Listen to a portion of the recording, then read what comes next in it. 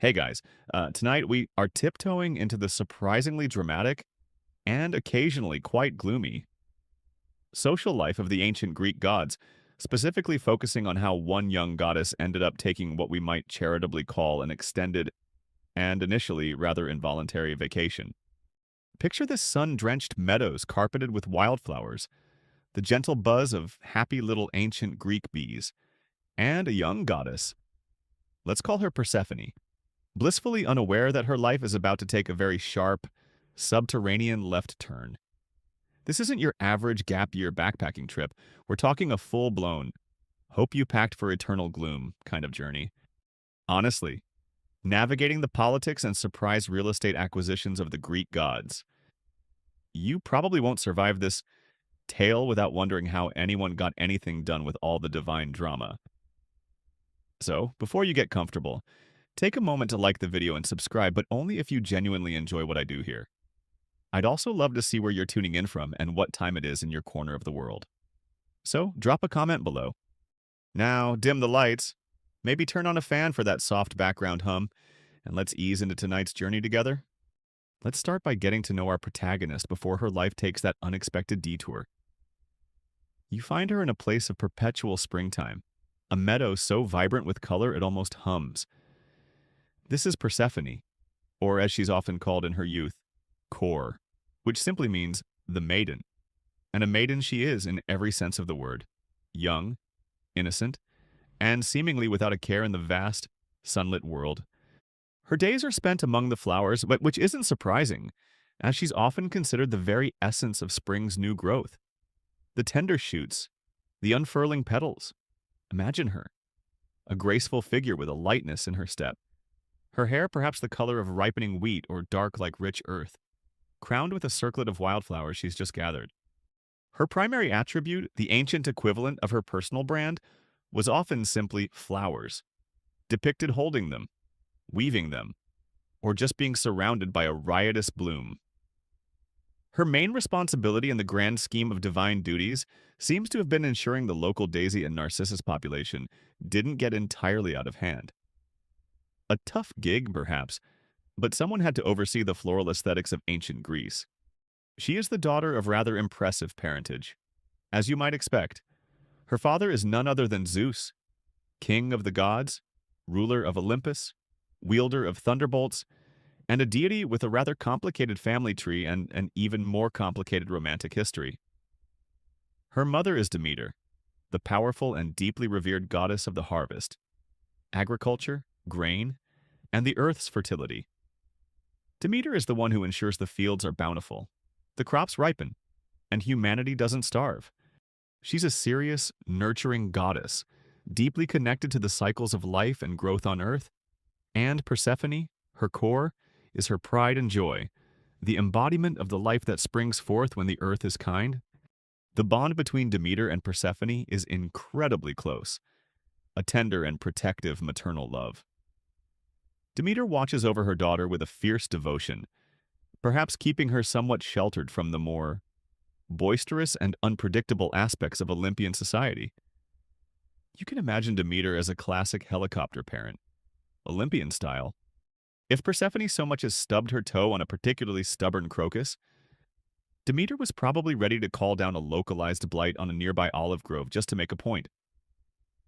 Life for Persephone, therefore, is generally idyllic, peaceful, and largely uneventful.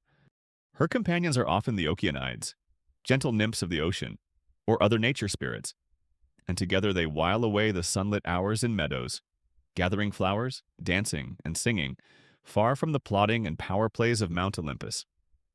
She was the kind of goddess who probably thought the Underworld was just a trendy new, slightly edgy brunch spot that Zeus hadn't bothered to tell her about yet. Perhaps with a pomegranate-themed menu. Historians still argue whether Persephone's pre-abduction persona, as simply Kore or the Maiden, implies a lack of individual agency or a sort of divine blank slate, or if it instead represented an archetypal purity and potential that made her subsequent transformation and journey even more resonant and significant within Greek religious thought. Was she simply a passive nature spirit? Or was her quiet, unassuming existence a necessary prelude to a much more complex destiny? It's one of those delightful academic head-scratchers that keeps classicists happily employed. For now, though, you see her as the epitome of youthful joy and the vibrant promise of spring. The world she knows is one of warmth, light, the scent of blossoms, the hum of bees, the gentle rustle of leaves. She is, in many ways, a personification of nature's beauty and effortless abundance before the toil of the harvest. There are no great burdens on her shoulders, no complex political games to play, no thunderbolts to manage. Her existence is one of simple, unadulterated, perhaps even slightly boring loveliness. This idyllic life, this connection to the earth's fertility through her mother Demeter, is not just a pretty mythological picture. The worship of Demeter and Persephone as a divine mother-daughter pair was absolutely central to one of the most important and enduring religious traditions in ancient Greece, the Eleusinian Mysteries. This mainstream historical fact points to the profound significance these two goddesses held for ordinary Greeks. These secret rites, held annually at Eleusis near Athens, promised initiates a deeper understanding of life, death, and rebirth, and the hope of a blessed afterlife, all tied into the story of Demeter's sorrow, Persephone's descent, and her eventual return. So our flower-picking maiden is already, even in her carefree youth, a figure of immense symbolic importance, though she herself may not fully grasp the path that lies before her. Right now, though, such weighty matters seem a world away. Your Persephone is simply enjoying the sunshine, perhaps weaving a garland of asphodel and narcissus. Her laughter as light and airy as a butterfly's wings. The world is a place of unending bloom, and her greatest concern is probably choosing which meadow to explore next, or whether the blue hyacinths are looking particularly fine today. Little does she know that the rich, dark earth beneath her flower-strewn playground holds another realm entirely, one ruled by a quiet, brooding deity who is about to take a very keen and very decisive interest in the maiden of the spring. Her casual, sun-drenched days are numbered, and a rather different kind of vacation is unknowingly being planned for her. So, while our dear Persephone is up on the surface world, blissfully weaving daisy chains, perhaps humming a little tune, and generally personifying a perfect, sun-dappled spring afternoon, as we just imagined, a very different kind of deity is ruling over a very different kind of domain. Deep, deep beneath the roots of those very flowers she so loves. This is Hades, and his kingdom is, shall we say, significantly less Instagrammable. In fact, if the Underworld had a travel brochure, it would probably major on phrases like peace and quiet guaranteed, excellent long-term stays, and surprisingly low tourist traffic. Not exactly a top vacation hotspot, unless your idea of a getaway involves a distinct lack of sunshine and an awful lot of very, very quiet neighbors. Hades, you see, is one of the big three Olympian brothers, when he and his more famous siblings, Zeus, king of the gods, Sky Dweller, and Poseidon, god of the sea, earthquake enthusiast, drew lots to divide up the cosmos after they'd overthrown their father Cronus and the other titans. Hades drew the short straw, or perhaps the gloomiest one.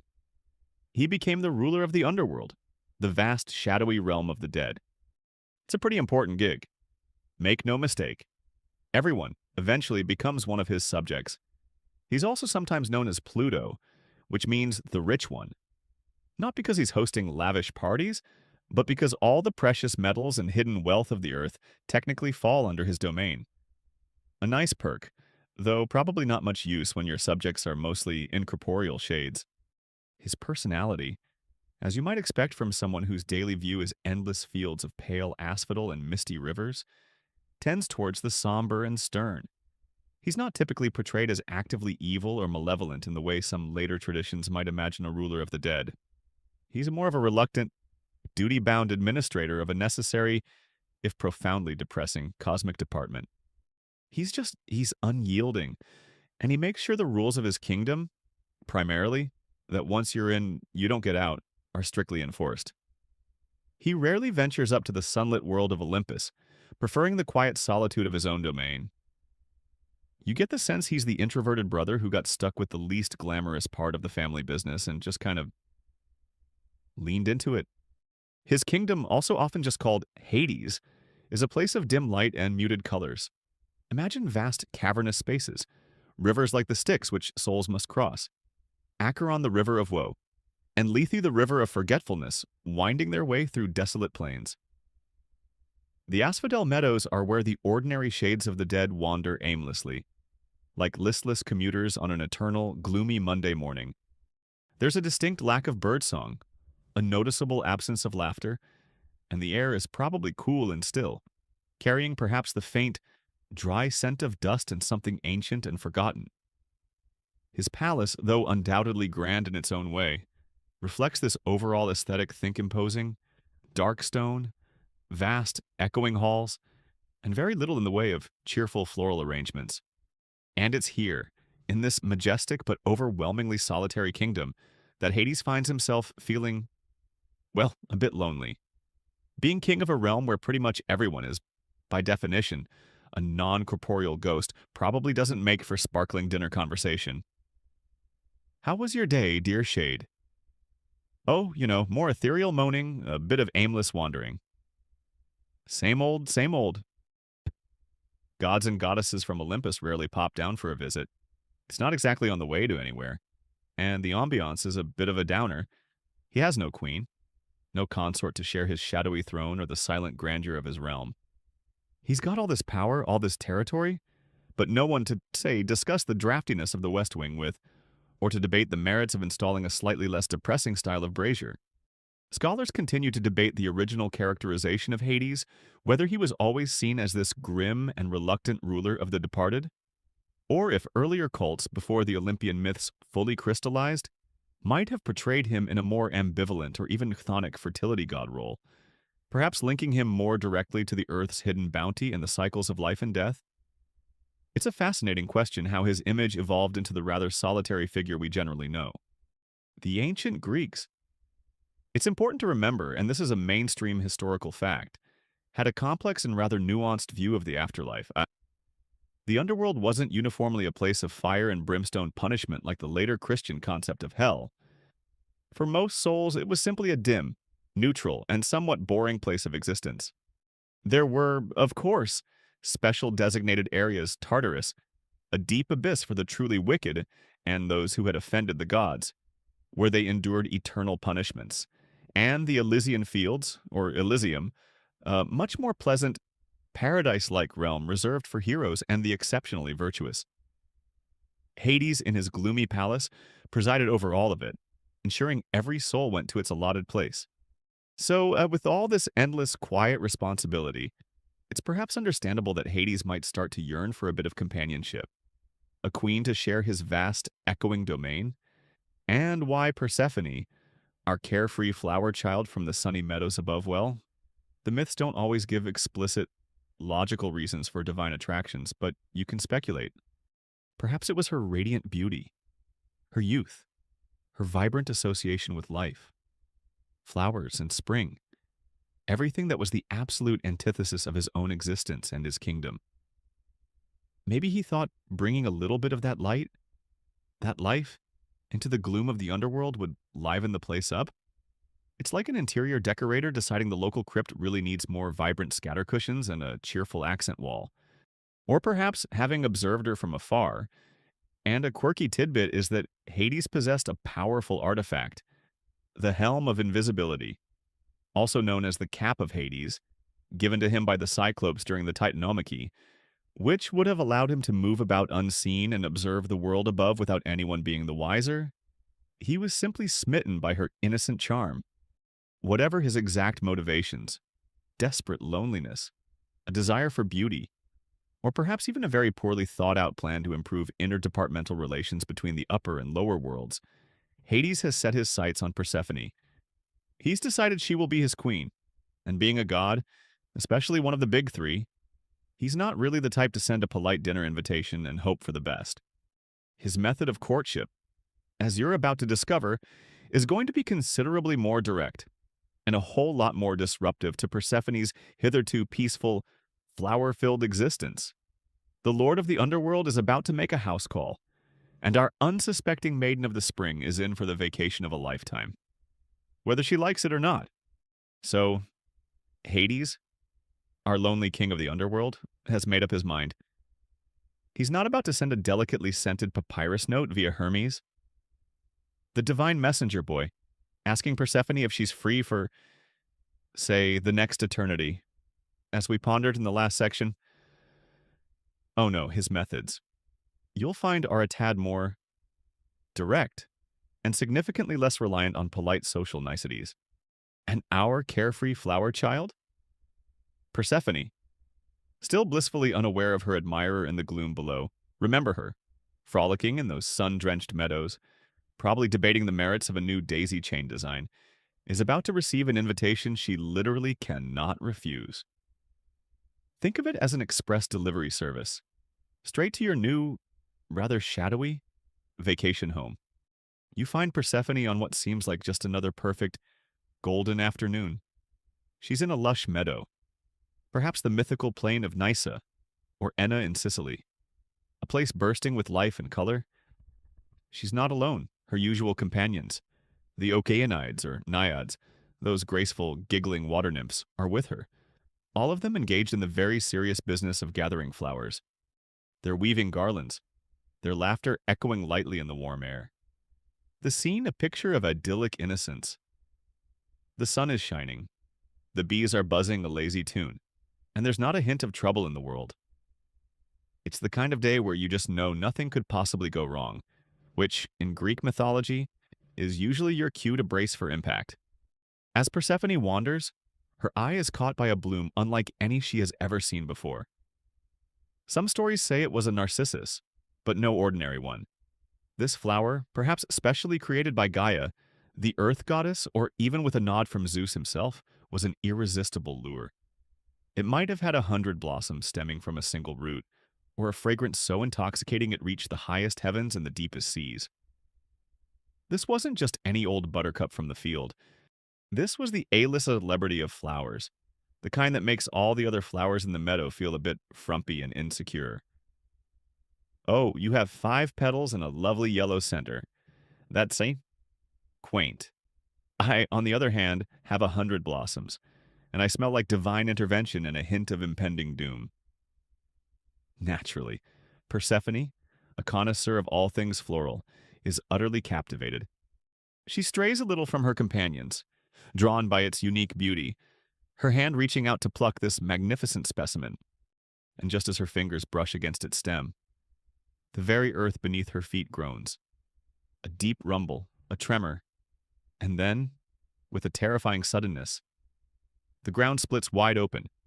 A yawning chasm appears, a dark, gaping maw leading down into unimaginable blackness. Perhaps a faint, sulphurous smell, like ancient, disappointed eggs, drifts up from the depths. The nymphs scream, scattering in terror, their half-woven garlands falling to the grass. Before Persephone can even fully register what's happening, a chariot, black as polished obsidian and wrought of gold, pulled by 4 powerful, immortal black horses with eyes like burning coals, erupts from the chasm, and holding the reins, his expression stern and set, his presence radiating a chill that cuts through the warm afternoon air, is Hades himself, king of the underworld. He's not exactly the subtle type when making an entrance, despite owning that rather useful helm of invisibility we talked about. But when you're making a statement, and essentially kidnapping your future queen, you make a statement. He doesn't waste time with pleasantries or introductions. With a swift, practiced movement, he leans down, seizes the terrified Persephone, and pulls her into the chariot beside him. She cries out, a high, piercing shriek of fear and surprise that echoes across the meadow, a sound that will later haunt her mother. But it's too late. Hades whips the reins. The black horses plunge back towards the gaping hole, and in an instant the chariot, the god, and the unwilling maiden disappear into the earth. The chasm slams shut behind them as if it were never there, leaving only the scent of crushed flowers, the scattered nymphs, and a sudden chilling silence where moments before there had been laughter and sunshine. Persephone's RSVP to this surprise vacation was more of a startled scream as she was unceremoniously bundled into a golden chariot heading south. Very, very south. You should always check your spam folder. Kids, sometimes those Underworld timeshare offers are surprisingly aggressive and non-negotiable. This dramatic event, the abduction of Persephone, known in Greek as the Harpagmos, is a central and pivotal episode in Greek mythology. It's not just a footnote, it's the event that sets in motion a whole chain of divine drama, and it's prominently featured in ancient texts, most notably the Homeric hymn to Demeter, which is one of our primary ancient sources for the full, detailed story of Persephone's invitation and its consequences. This mainstream historical fact means we have a fairly good idea of how the ancient Greeks themselves envisioned this startling moment. In the immediate aftermath, only two deities are said to have noticed anything amiss from their lofty vantage points. Helios, the all-seeing sun god, who sees everything that happens under his daily journey across the sky, and Hecate, the mysterious goddess of magic, witchcraft, and crossroads, who heard Persephone's cry from her cave. Demeter, Persephone's mother, busy overseeing the ripening grain somewhere else, remains blissfully and tragically unaware of her daughter's sudden departure. Mythographers and classicists, those diligent scholars who spend their lives untangling the complex family dramas of the Greek gods, continue to debate the level of Zeus's complicity in this whole affair. Did the king of Olympus give his brother Hades a subtle nod, a kind of divine go-ahead for this unconventional method of acquiring a queen? Some ancient sources certainly suggest he either tacitly approved or perhaps even actively aided Hades by causing that special flower to bloom. Other versions portray the abduction as solely Hades' rather impulsive initiative. These differing interpretations highlight the ever-shifting power dynamics and sometimes questionable moral compass of the Olympian gods. For now, though, all that matters is that Persephone, our maiden of the spring, has vanished from the world of light, whisked away on a one-way trip to a realm she never knew existed, leaving behind a bewildered silence and the first seeds of a mother's unimaginable grief. Her casual vacation has, it seems, begun rather abruptly. So, Persephone has just been unceremoniously invited on her surprise subterranean vacation by Hades, as we saw in a flash of dark chariot and startled, scattering nymphs in the previous section.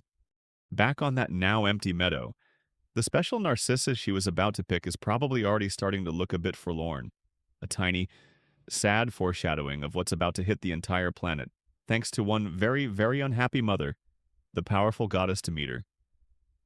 When a goddess of harvest and fertility gets upset, you can bet the consequences are going to be more severe than just a strongly worded letter to the Olympian management. Initially, Demeter is unaware of the dramatic turn of events. Perhaps she's overseeing a particularly promising barley field in another part of the world, or ensuring the olive groves are feeling suitably fruitful.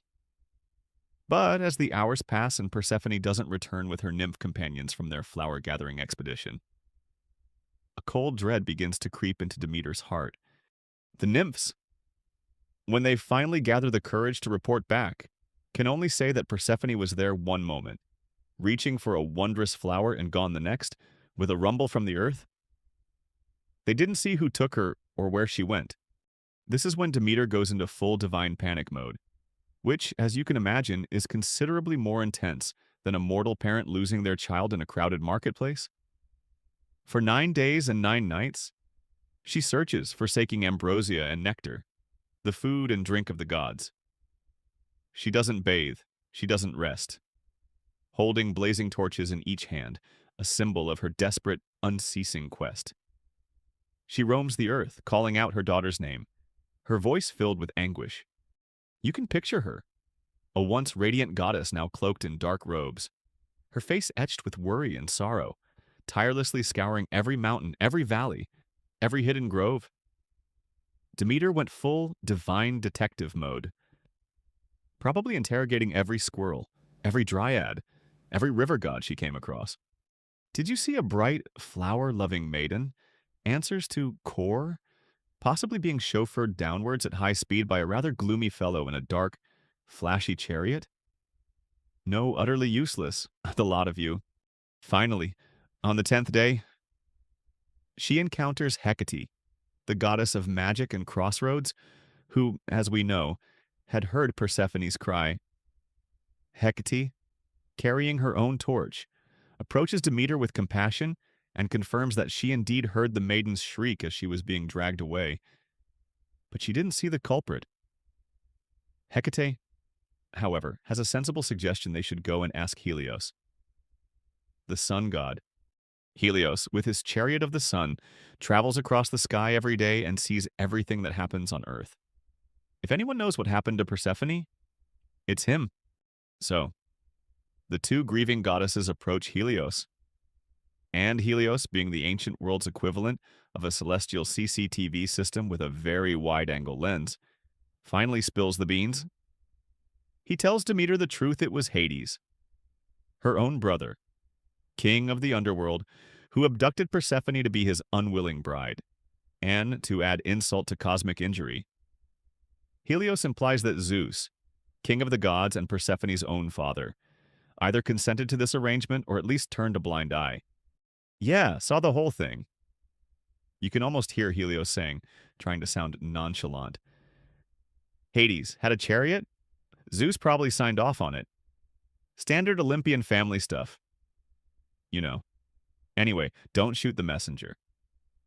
Ladies? Talk about an awkward and devastating news delivery. Demeter is, understandably, beyond furious. She's consumed by a grief so profound and a rage so immense that she makes a decision that will affect every living thing. She renounces her divine duties. She abandons her seat on Mount Olympus. As the goddess of agriculture, fertility, and the harvest, her withdrawal means the earth itself begins to mourn with her. She causes a terrible drought and famine to spread across the land. Seeds refuse to sprout. Plants wither and die. Trees bear no fruit. And the fields that once teemed with golden grain become barren. Cracked earth. This is Demeter's global freeze, her sorrow manifesting as a creeping, relentless winter that grips the world. The Homeric hymn to Demeter, our main ancient source for this tale, vividly describes this period of blight and the suffering it caused, directly linking the goddess's personal anguish to the cessation of all earthly fertility. Her grief was so powerful, she essentially put the entire planet on an involuntary and very unwelcome intermittent fasting plan with a side order of extreme cold. The original hangry, but on a global, divine scale. During this time of wandering and sorrow, disguised as an old mortal woman named Doso, Demeter has many encounters, but one of the most famous, a quirky and telling tidbit, occurs when she takes refuge in the household of King Celeus of Eleusis, hired as a nurse for the king's infant son, Demophon. Demeter, in her grief and perhaps in a strange attempt to find some solace or create a new kind of immortality, tries to make the baby godlike. Each night, she secretly anoints him with divine ambrosia and places him in the heart of the roaring hearth fire to burn away his mortal parts. Unfortunately, the baby's mother, Metanira, walks in on this rather alarming nightly ritual, screams in terror, and breaks the spell. Demeter, annoyed at being interrupted mid-deification, reveals her true divine form and, though Demophon doesn't become immortal, she commands that rites be established in her honor at Eleusis, the very beginnings of the Eleusinian mysteries we mentioned earlier. This episode, while a detour from the main plot of Famine, shows her in a powerful, altered state, a goddess consumed by loss. Back in the wider world, mortals are starving. They can no longer offer sacrifices to the gods because there is no grain, no fruit, no animals to offer. The gods on Olympus start to get a bit antsy. Their altars are empty, their honors are dwindling, and Zeus, looking down at the barren earth and the suffering humans, realizes that Demeter's protest is not just a passing tantrum. The situation is unsustainable. If humanity perishes, who will be left to worship the gods? Scholars of comparative mythology continue to debate whether this powerful story of Demeter's withdrawal and the ensuing global winter is a purely ideological myth, a narrative designed simply to explain the origin of the seasons and the annual cycle of growth and decay, or if it also reflects deeper, ancient societal anxieties about the terrifying possibility of crop failure, the immense power attributed to mother goddesses and earth deities, and the delicate, often precarious balance between the human world and the divine realm. For now, though, the world is in crisis. The laughter of Persephone in the flower-filled meadows has been replaced by the chilling silence of a barren earth, all because of a mother's boundless love and a god's profound sorrow. Demeter has effectively put the entire planet on hold, a divine strike action until her daughter is returned. And it's becoming increasingly clear that someone, probably Zeus, is going to have to do something. And soon, before this casual vacation in the underworld turns into a permanent global catastrophe. So, while Demeter is upstairs, back on the sunlit Earth, launching her impressive campaign of global superchilling out of sheer heartbroken rage, as we saw in her dramatic Global Freeze initiative. What about Persephone herself? Her surprise invitation downstairs. As we rather euphemistically called that quite abrupt and frankly terrifying chariot ride, has just concluded. She's arrived. After that dizzying, dark plunge from the world of light and flowers, the black chariot finally skids to a halt. Welcome to the underworld, darling. Hope you didn't make extensive plans for, well, sunshine and fresh air for the foreseeable future. You can imagine Persephone, still trembling, perhaps clutching a few bruised wildflowers she instinctively grabbed before being whisked away, blinking in the gloom as Hades assists her from his formidable chariot. The journey itself was probably a blur of darkness, speed, the roar of wind in her ears, and the chilling sense of falling away from everything she knew and loved. The sound of the earth crashing shut above them like a stone door would have sealed the finality of it all. Now, she finds herself standing at the threshold of Hades' domain, his actual home. This isn't just a temporary stopover, this is the main event of her involuntary vacation package. Her first impression is likely one of overwhelming absence. An absence of light, an absence of warmth, an absence of color, an absence of life as she understands it. The air is cool and still, perhaps with a faint, musty smell of ancient dust, damp stone, and something else. Something vaguely metallic or sulfurous that she can't quite place. Before her looms the palace of Hades, a structure vast and imposing, built of dark, polished stone, perhaps ebony, basalt, or some other Stygian material. It's grand, undoubtedly, in a severe and somber way, reflecting the status of its ruler, but it's a grandeur utterly devoid of joy. There are no cheerful frescoes on these walls, no sun-drenched courtyards filled with flowers and birdsong.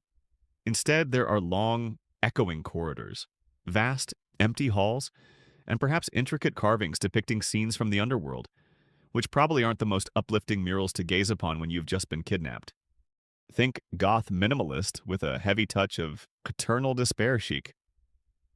The interior designer was probably a very depressed bat, with a strong preference for shades of gray and perpetual twilight.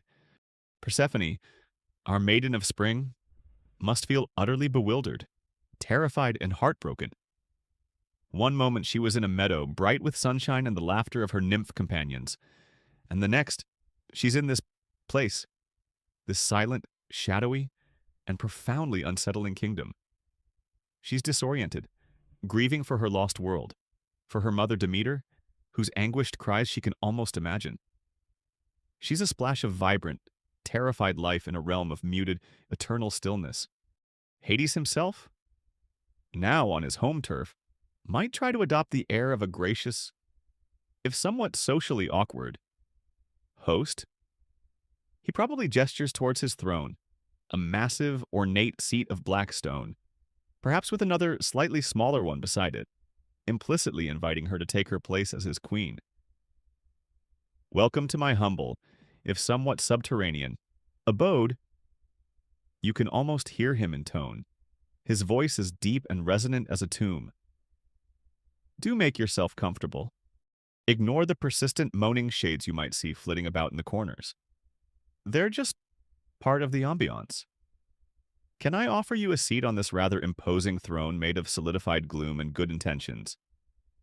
His attempts to explain the situation, or perhaps to reassure her that this is all perfectly normal in the grand scheme of divine matchmaking, likely fall on deaf ears, or rather ears still ringing with the shock of her abduction. The power imbalance is palpable. He is a mighty god, ruler of this vast domain, and she is his captive, a terrified young goddess far from home. her first impressions of the realm beyond the palace gates, should she glimpse them, would be no more comforting. The light, if you can call it that, is a dim, perpetual twilight, perhaps emanating from unseen braziers, the ghostly luminescence of the river Styx, or just an inherent property of the underworld's atmosphere. The silence is profound, broken only by the faint, dry whisper of shades, the distant, mournful howl of Cerberus Hades' three-headed guard dog, whom we'll meet properly later, or the drip, drip, drip of water in some unseen cavern. The welcome package at Hotel Hades was a bit thin, you imagine. No complimentary fruit basket, no minibar stocked with tiny nectars. Just a pervasive sense of dread and surprisingly excellent acoustics for dramatic sighing. It's a mainstream historical fact that Hades' realm was considered by the ancient Greeks to be largely inescapable once a soul, or an unwilling goddess, had properly entered it. Heroes like Heracles, Orpheus, or Theseus, who managed to journey into the underworld and return to the land of the living, were exceptionally rare cases. Their descents and ascents fraught with immense peril and usually requiring divine assistance. This grim reality would only add to Persephone's sense of being utterly trapped in this arrival lounge of eternity. Interestingly, while the underworld was a mythological concept, a quirky tidbit is that the ancient Greeks and Romans often associated its entrances with specific, real-world geographical locations.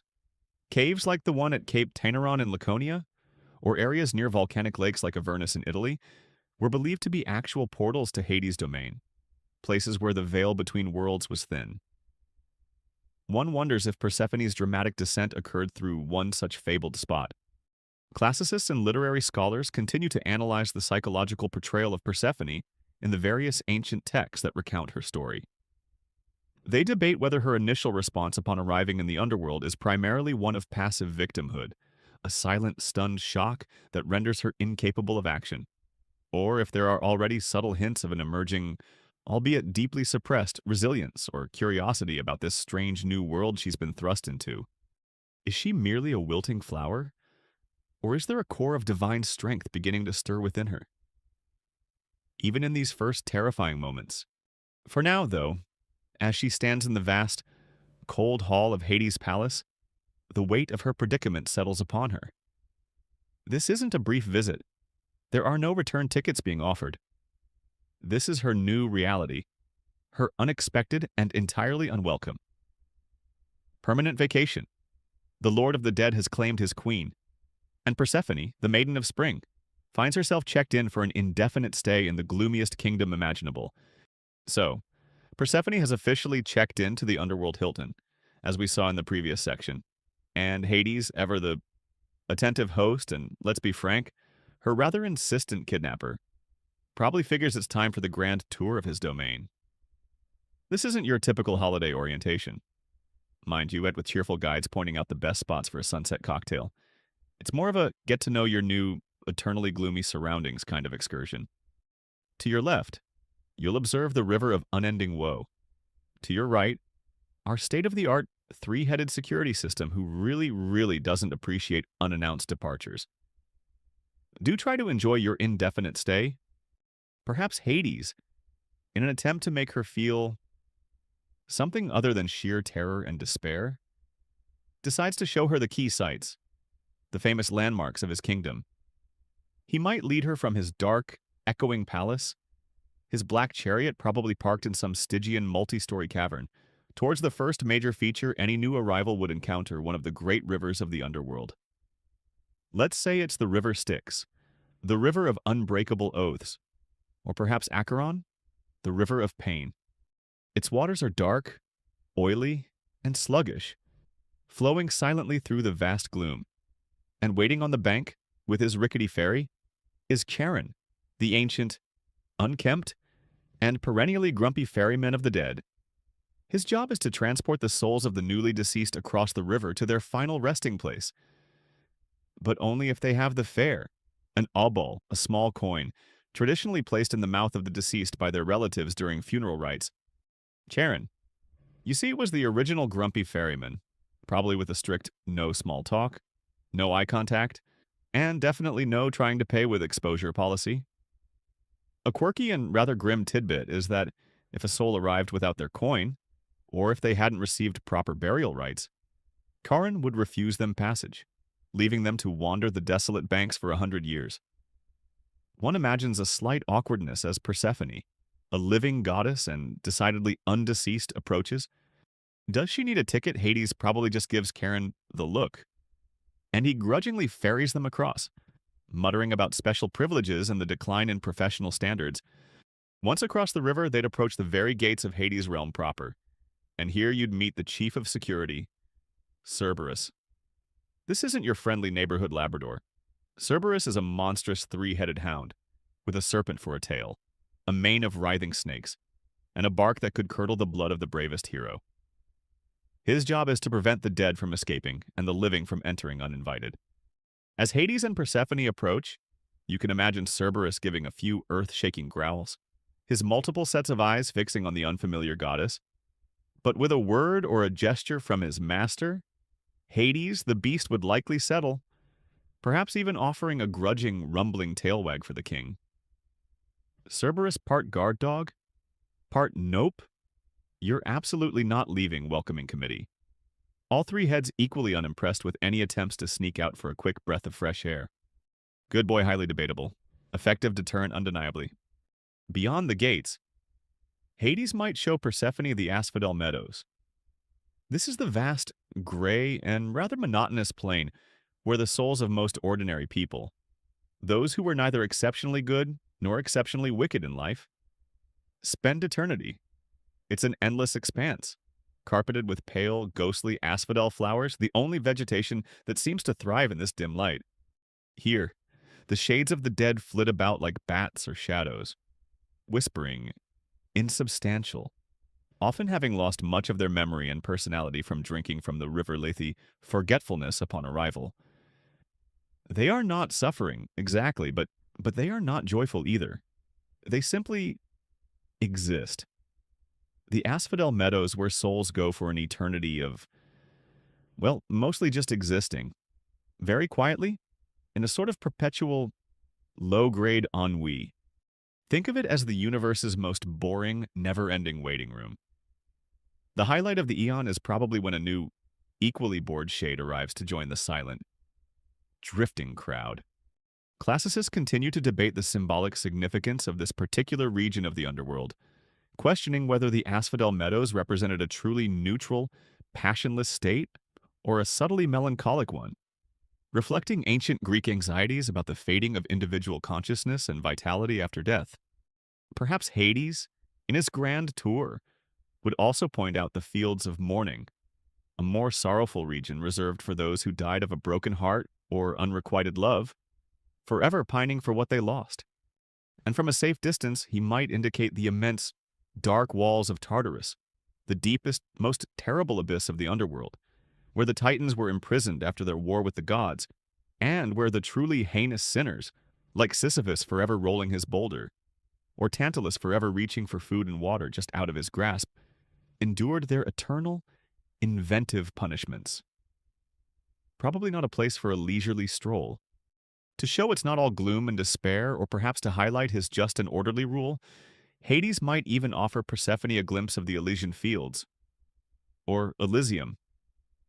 This was the paradisiacal corner of the underworld, reserved for heroes, demigods, and those mortals deemed exceptionally virtuous by the gods. Here the light is brighter, gentle breezes blow, music plays, and the inhabitants enjoy an eternity of blissful leisure, feasting, and pleasant conversation.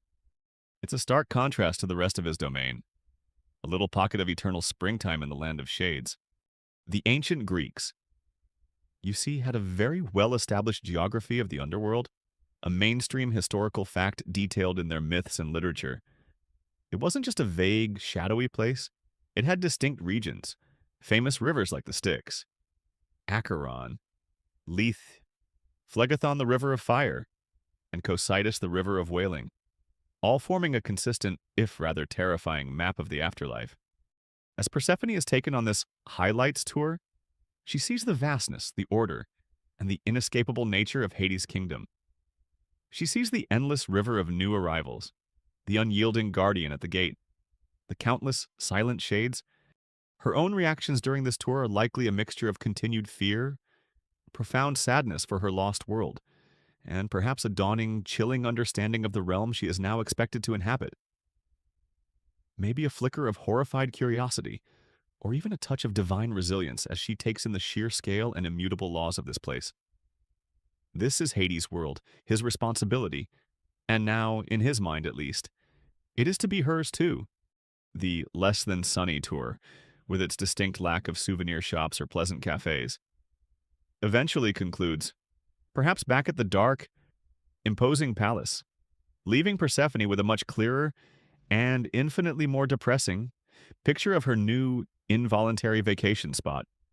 So, after that rather bleak, if comprehensive sightseeing tour of the Underworld's prime real estate, from the surprisingly pleasant members-only Club of Elysium to the eternal cosmic detention center of Tartarus, as we just witnessed, Persephone might start to wonder about the actual, well, people who populate this vast, shadowy kingdom.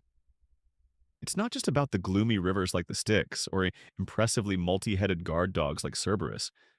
There's a whole citizenry of the deceased to get acquainted with, or at least to observe from a safe, if somewhat bewildered, goddess-like distance.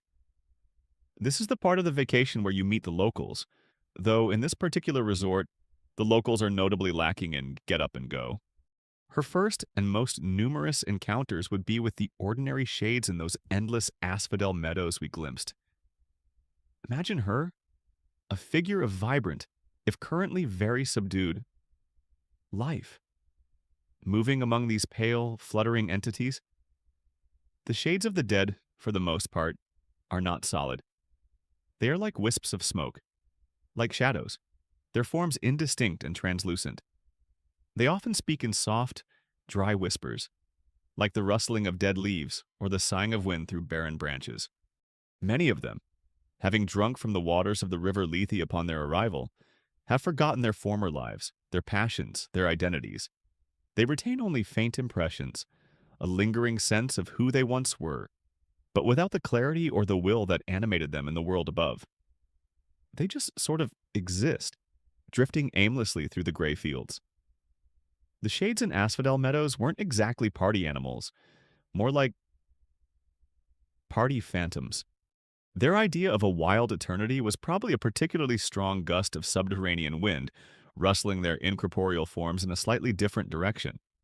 You can picture Persephone, perhaps still clutching a wilted flower from her meadow, trying to interact with them. She, a goddess full of life, might try to speak to a shade, to ask it about its former existence, only to receive a faint, confused whisper in reply, or for the shade to simply drift away, uncomprehending. It must be a profoundly alienating experience. This inability to connect, to find recognition in these countless, listless souls. Hades might explain to her, in his calm, matter-of-fact way, that this is simply the nature of most mortals after death. Their fire extinguished, their memories faded, their essence reduced to a mere echo. Classicists and philosophers continue to explore the ancient Greek understanding of personal identity and consciousness after death, debating whether these shades in the Asphodel Meadows were considered truly themselves in any meaningful way, or merely insubstantial echoes lacking true selfhood and individual awareness. Then there are the more memorable residents, those whose actions in life earned them a rather more distinct and less forgettable eternity, particularly those in Tartarus.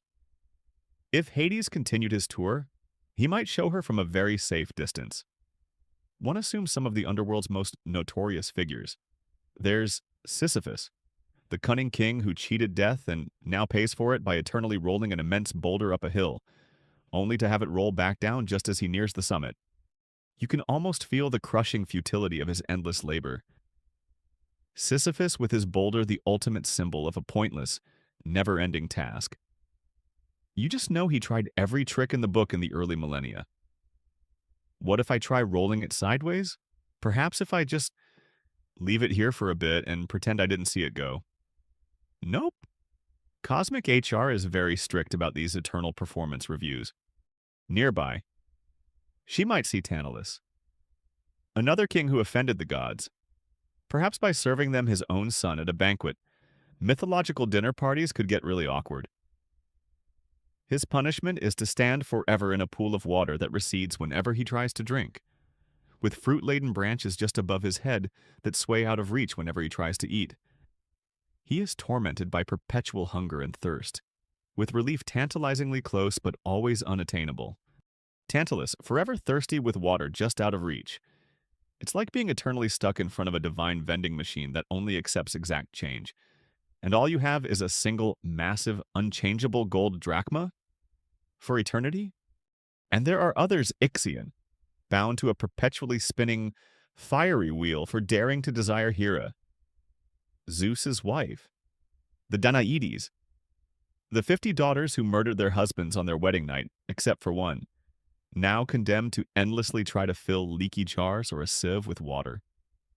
A task as futile as Sisyphus's, Persephone, witnessing these specific, graphic, and eternal punishments, might feel a mixture of horror, pity, and perhaps a dawning somber understanding of divine justice. These famous sinners enduring their specific torments in Tartarus served as powerful moral exemplars in Greek thought, a mainstream historical fact highlighting how these myths functioned as warnings against hubris, impiety, or betraying the often touchy Olympian gods. In stark contrast, if Hades chose to show her Elysium again, focusing on its inhabitants, she would see the shades of heroes like Achilles, Ajax, or a part of Heracles as his divine immortal self was on Olympus. Here, the shades are more substantial, more themselves. They retain their memories, their personalities, and engage in pleasant activities like feasting, conversing, or enjoying athletic pursuits in a sunlit or at least less gloomy meadow. They might even acknowledge Persephone with more awareness and respect than the flitting shadows of the asphodel fields. Somewhere in this vast kingdom, too, reside the three judges of the dead Minos, Rhadamanthus and Aeacus. These were once mortal kings famed for their wisdom and justice, and now, in the afterlife, they preside over the judgment of souls, determining who goes to Elysium, who is condemned to Tartarus, and who is destined for the neutral monotony of the asphodel meadows. Persephone might see their stern, impartial figures seated on thrones, weighing the lives of the newly arrived, a quirky, though not directly relevant to Persephone's initial interactions, tidbit from mythology, most famously from Odysseus's journey to the Underworld in the Odyssey, is that some shades could temporarily regain their memories, their voices, and a semblance of their former selves if they were allowed to drink a libation of blood. This suggests that their usual state of forgetfulness and insubstantiality was the norm, but not absolutely irreversible under special circumstances.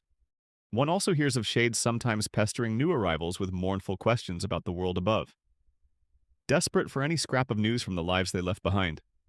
For Persephone, this ongoing encounter with the locals of the underworld, from the countless, nameless, whispering shades to the infamous sufferers and the blessed heroes, must be a profoundly unsettling education. Each interaction, or lack thereof, reinforces the alien nature of this realm. It's a kingdom of echoes, of consequences, of eternal states. It's a far cry from her sunlit meadows and laughing nymph companions. This isn't just a change of scenery for her vacation, it's an introduction to a completely different order of existence, one that she is now, somehow, supposed to be a part of.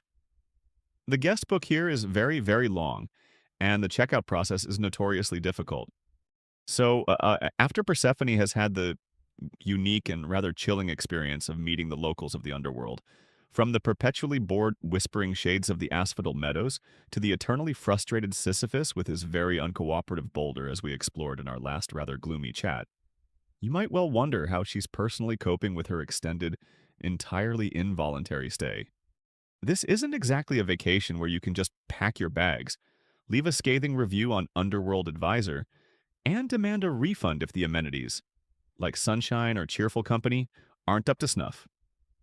She's here, and for now. Here is a vast, shadowy palace in the land of the dead. You can imagine her initial days, or what pass for days in this timeless, twilight realm, are filled with profound grief, fear, and an aching loneliness.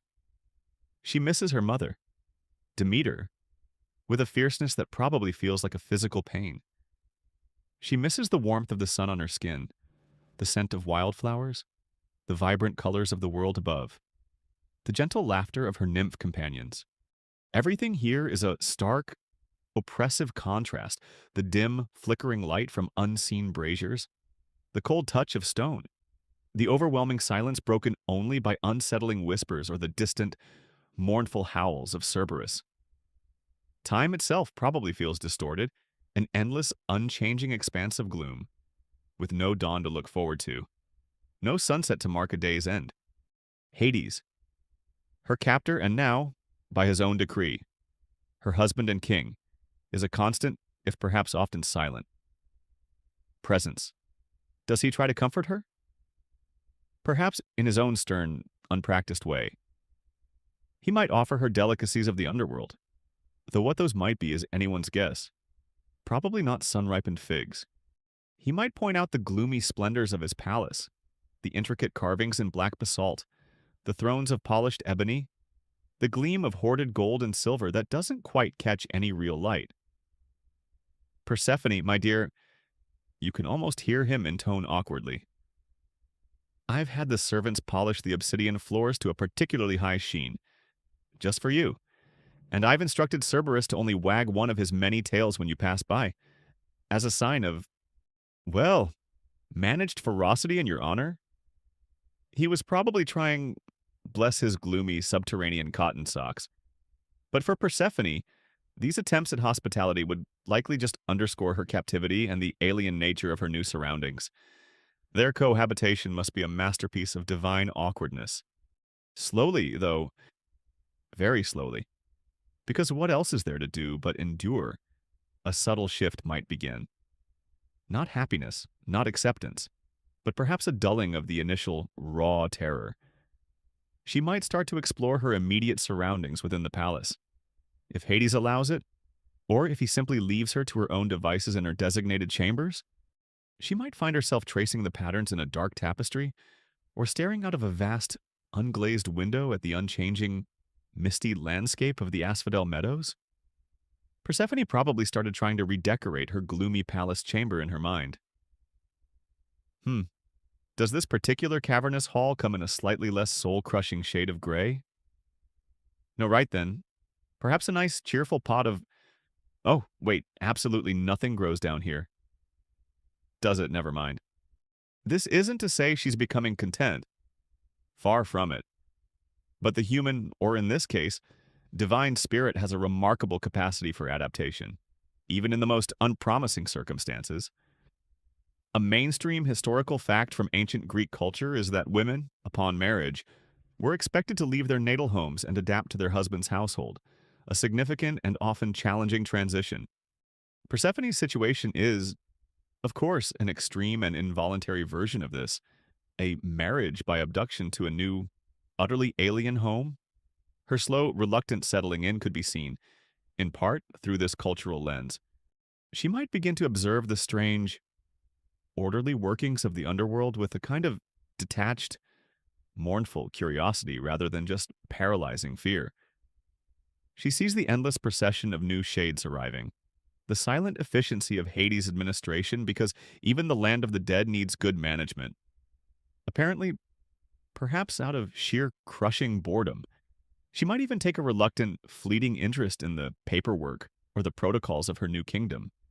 Oh, look, Hades, another soul complaining about the fairy fair? Fascinating. Do we have a standard form for that? A quirky or fringe interpretation, sometimes hinted at in later retellings or artistic depictions, suggests that Persephone might have eventually found a strange, desolate kind of beauty in certain aspects of the underworld.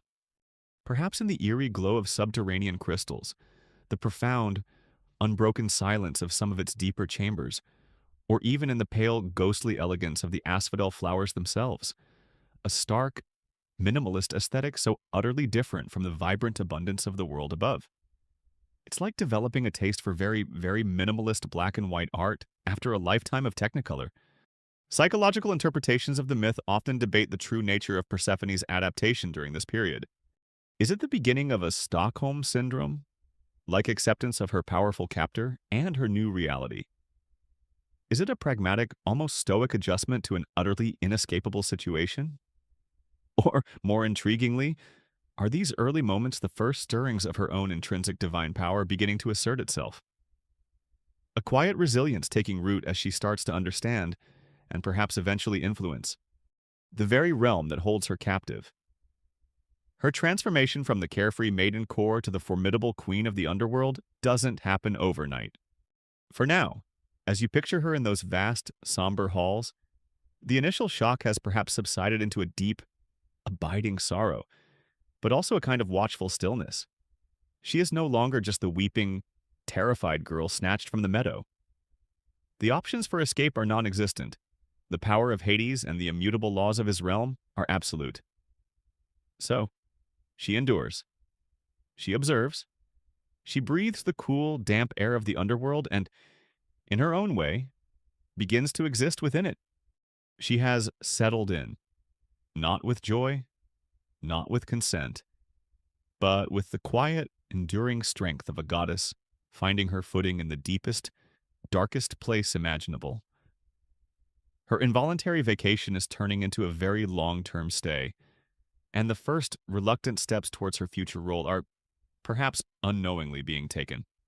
So, Persephone has reluctantly started to, shall we say, acclimatize in the loosest possible sense to her new subterranean timeshare. As we discussed in the previous section, she's not exactly sending cheerful, flower-scented postcards back to Demeter raving about the local sights or the delightful lack of sunburn. But the initial paralyzing shock of her abduction has perhaps given way to a very long, very gloomy sigh of resignation. Now, Hades, her rather imposing host and self-appointed husband, having successfully acquired his queen through that rather dramatic real estate maneuver involving a chasm and a chariot, faces the arguably more delicate challenge of, well, getting her to actually be his queen, beyond just being geographically present and accounted for in his dark, echoing palace. This, what you imagine, is where the awkward courtship phase begins. You have to remember, Hades, despite being a mighty god and ruler of a vast domain, isn't exactly known for his social graces or romantic finesse.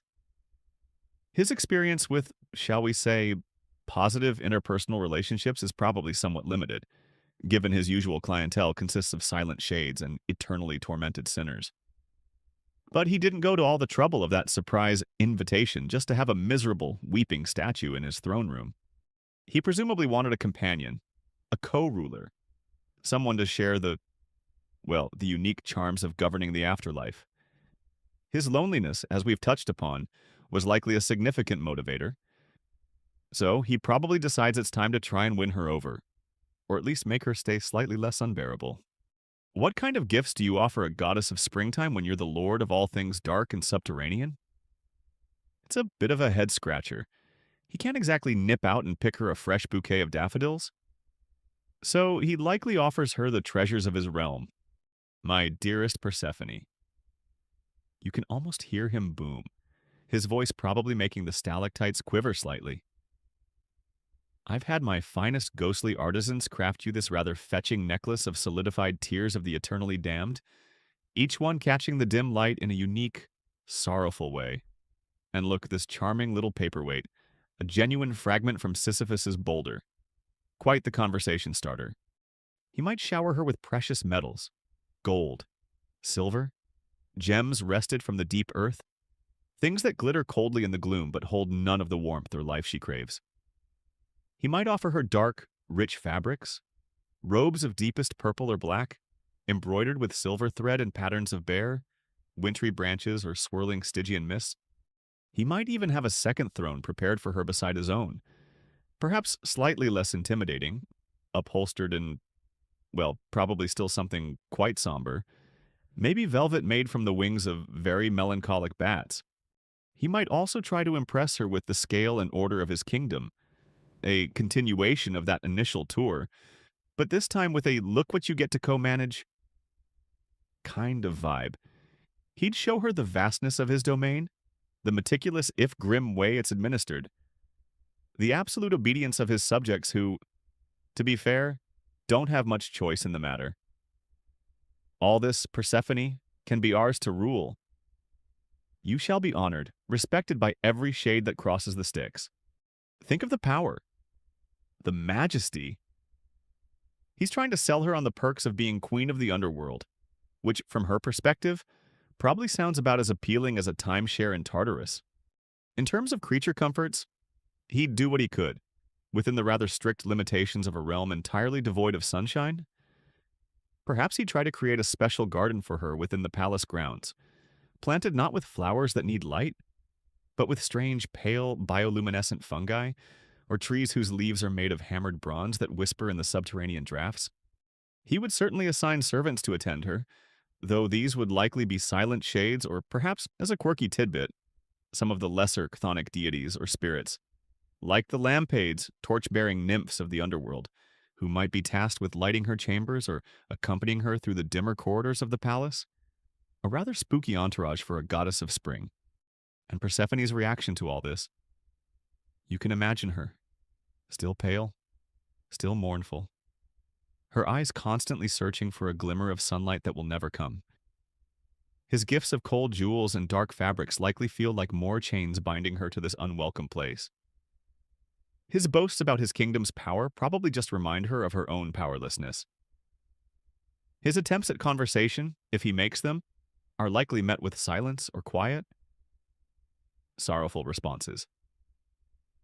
So, Persephone, did you, see any particularly interesting shades shuffling through the asphodel meadows today?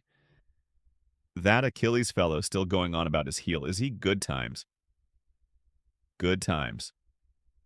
Cue the sound of, well, the underworld equivalent of crickets, which is probably just more profound, echoing silence and the distant drip of Stygian water. The incompatibility of their natures, she, the essence of life and light, he, the personification of death and darkness, must seem an insurmountable chasm. It's important to consider this within the context of ancient Greek societal norms. A mainstream historical fact is that marriage gamos in ancient Greece was often an arrangement between the groom and the bride's father, with the bride herself having very little say in the matter. Once married, she was expected to adapt to her husband's household oikos and fulfill her role as wife and, eventually, mother. While Persephone's situation is an abduction, an extreme form of acquiring a bride, Hades is, in his own rather twisted and divinely entitled way, attempting to establish a version of this expected household, with her as its reluctant mistress. Mythologists and feminist scholars often debate the portrayal of Hades' courtship in the various tellings of the myth. The central question is whether any of his actions, given the fundamental fact of her captivity, can be interpreted as genuinely affectionate or well-intentioned, or if they solely represent his attempts to consolidate his power over her, to make her compliant, to normalize an inherently unjust situation. Is he a lonely god fumbling towards connection, or simply a powerful ruler ensuring his prize remains by his side? It's a debate that adds layers of complexity to their interactions. For now, Hades' wooing strategy is, let's be honest, working about as well as trying to grow a field of vibrant sunflowers in the deepest, darkest cave imaginable. Points for persistence, perhaps, but the execution and the understanding of his target audience are clearly lacking. Persephone remains a sorrowful, unwilling guest in his shadowy palace, her heart still firmly rooted in the sunlit world above. The king of the underworld may have captured the maiden, but winning the queen is proving to be a far more difficult, and perhaps impossible, task. His awkward attempts at making her feel at home only serve to highlight just how far from home she truly is. So, Hades' rather elaborate attempts to woo Persephone with the gloomy grandeur of his palace, the power of his kingdom, and perhaps even a specially commissioned throne made of polished obsidian and deepest sorrow, as we saw in his rather awkward courtship phase, haven't exactly been a roaring success. She's still mostly giving him the divine silent treatment, probably spending her endless twilight hours counting the stalactites out of sheer boredom and dreaming vividly of sunshine. Wildflowers, and her mother Demeter, she has quite wisely been refusing all food and drink offered to her in the underworld. Persephone had been on a pretty strict no food or beverages from the land of the permanently deceased diet, which, on to be fair, I probably didn't offer a great culinary selection anyway. Today's special, Your Majesty a delightful dust soup, seasoned with despair, followed by a refreshing cup of chilled river lethe water, guaranteed to make you forget how miserable you are. Enjoy the ancient understanding. You see, Batien, was that to eat the food of a particular place? Especially a supernatural one like the Underworld, was to bind yourself to it, to become a part of it? And Persephone, bless her homesick heart, wants nothing more than to return to the world above. But Hades, being a god of immense power and not one to be easily thwarted when he's set his mind on something, like acquiring a queen, for instance, has one more subtle and ultimately far more effective trick up his shadowy, metaphorical sleeve. He knows the ancient law. He knows that a single taste, a mere morsel of underworld fare, could tie her to him and his realm forever, or at least for a significant portion of forever. He just needs to find a way to get her to eat something. Anything. The moment, as it's often told, comes when Persephone is perhaps wandering in one of the gloomier palace gardens, or maybe she's simply weak from her long fast and her unceasing sorrow. Hades, or perhaps one of his very discreet underworld attendants, offers her a pomegranate. Just a single, beautiful pomegranate. Its tough, leathery skin perhaps a deep, burnished red, hinting at the treasures within. It looks innocent enough, doesn't it? A fruit? What harm could a fruit do? Especially one so visually appealing, with its promise of juicy, jewel-like seeds. The pomegranate looks pretty, all those glistening ruby-red arils. But in the underworld, it's basically a legally binding contract disguised as a healthy snack, complete with a no-return policy hidden in the pith. Always read the mythological fine print before snacking in Hades. Kids. Now, how exactly she comes to eat it is a matter of some variation in the tellings. In some versions, Hades himself, with a certain cunning tenderness, persuades her, perhaps suggesting it's just a light refreshment, something to ease her hunger after so long. He might gently break it open, revealing the glittering seeds. In other versions, she might be tricked by a sly garden keeper, or perhaps in a moment of profound despair or simple human or divine hunger. She takes it herself, a small act of succumbing to a basic need in an overwhelming situation. Whatever the precise circumstances, the outcome is the same. Persephone, our maiden of spring, eats a few of the pomegranate seeds. The number varies in the myths. Sometimes it's just 3 or 4, sometimes 6 or 7. A seemingly insignificant amount, a tiny, almost casual snack. But that small act has enormous, irrevocable consequences. The ancient, unwritten law of the cosmos, or at least of the underworld, is invoked. By partaking of the food of the dead, by allowing those few sweet tart seeds to pass her lips and nourish her within the confines of Hades' realm, Persephone has forged an undeniable link, a magical, metaphysical bond to the underworld. She is no longer just a visitor, however unwilling. She has become, in a fundamental way, a part of it. The realization of what she has done, or what has been done to her, might dawn on her slowly, or it might be explained by a suddenly triumphant, or perhaps even regretful Hades. That small taste has sealed her fate, at least partially. The pomegranate itself is a deeply symbolic fruit, a mainstream historical fact in ancient Greek culture and mythology. With its multitude of seeds, it was often associated with fertility, abundance, and marriage, all themes relevant to Hades' desire for a queen and the continuation of life, even in the context of death. But conversely, its blood-red juice and its connection to the hidden things of the earth also linked it to death, the afterlife, and the chthonic deities like Persephone herself in her later role. It's the perfect paradoxical fruit for this pivotal moment, bridging life and death, the world above and the world below. A quirky or fringe tidbit that adds another layer of complexity is that in some regional cults or artistic representations, Persephone is actually depicted holding a pomegranate even before her abduction, or it's presented as one of her key symbols alongside flowers or torches. This might suggest a deeper, pre-existing connection to the underworld, an almost fated destiny that the eating of the seeds merely formalizes, rather than initiates out of nowhere. Scholars and mythologists, when they're not debating Zeus's complicity or Hades' original job description, continue to ponder the intentionality behind Persephone's eating of those fateful pomegranate seeds. Was she a completely innocent victim? Cleverly tricked by a manipulative Hades who knew exactly what he was doing?